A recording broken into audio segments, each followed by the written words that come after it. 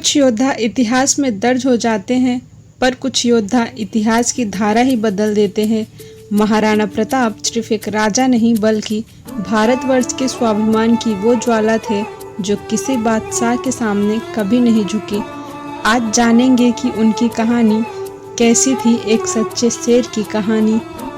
9 मई 1540 राजस्थान का कुंभलगढ़ दुर्ग राणा उदय सिंह और महारानी जयवंता बाई के घर जन्म हुआ पुत्र प्रताप सिंह का। बचपन से ही प्रताप में एक अलग तेज था, घुड़सवारी, तलवारबाजी और रणनीति में निपुण।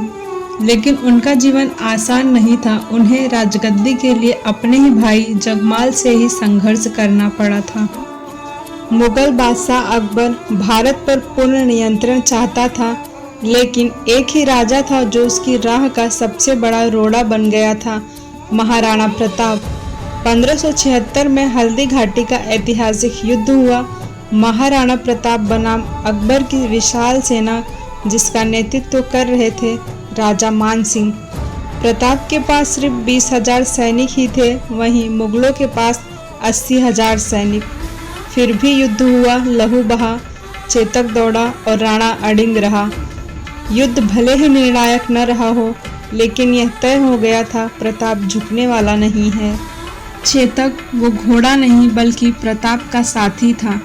गंभीर घायल होने के बावजूद वो प्रताप को युद्ध भूमि से बाहर निकाल कर ही रुका। एक नदी पार करते वक्त वो गिर पड़ा और इतिहास में अमर हो गया। आज भी चेतक की समाधि हल्दी घाटी में मौजूद है, साहस का प्रतीक बनकर। युद्ध के बाद प्रताप को जंगलों में रहना पड़ा, पत्थर की गुफाओं में, पत्तों की रोटियों पर उन्होंने कभी हार नहीं मानी। उनके परिवार ने भी तकलीफें सही, लेकिन प्रताप का संकल्प था मेवाड़ की आज़ादी।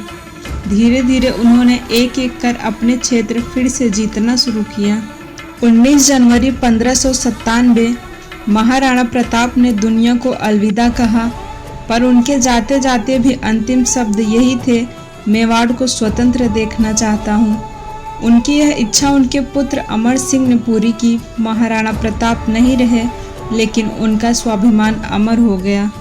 महाराणा प्रताप की कहानी सिर्फ इतिहास नहीं है, वो हर भारतीय के दिल की धड़कन है। उन्होंने सिखाया, राजा वही जो अपने स्वाभिमान के लिए सब कुछ त्याग दे। आज अगर हमें आज़ादी है तो उसमें राणा प्रताप जैसे नायकों की छाया है। जय महाराणा प्रताप, जय मेवाड़।